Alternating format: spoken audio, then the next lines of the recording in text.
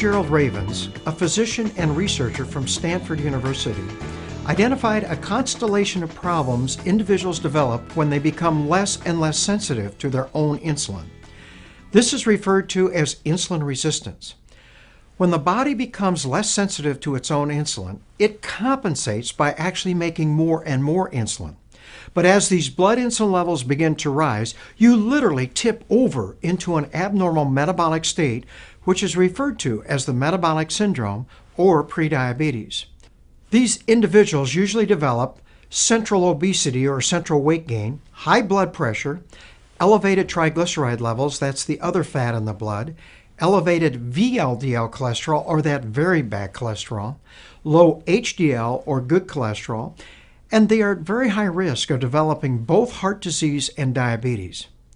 You can see why Dr. Ravens has reported that individuals who have this full-blown metabolic syndrome have a 20-fold increased risk of having a heart attack or stroke.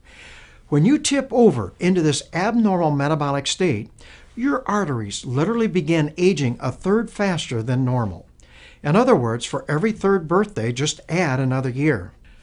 Over time, your body just can't keep making all this insulin, and blood insulin levels begin to drop. However, now your blood sugars begin to rise, and you not only become diabetic, but your arteries begin aging even faster. Insulin resistance is directly the result of our poor eating habits and lack of exercise, which causes us to become less and less sensitive to our own insulin. The medical literature shows us that over half of the adult population and nearly 1/3 of our children are in some stage of insulin resistance today. It is not only the reason we are seeing the epidemic of obesity, but also the reason we are seeing the epidemic of diabetes.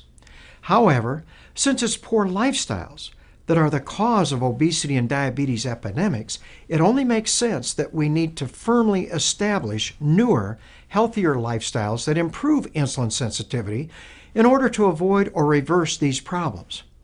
I spent over 3 years researching the medical literature to learn which lifestyles are best for improving insulin sensitivity.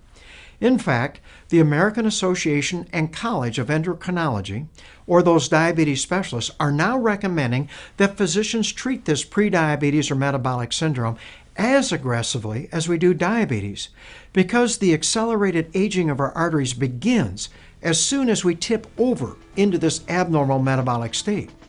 When they reviewed the worldwide medical literature, they concluded that the best treatment is to make intensive lifestyle changes.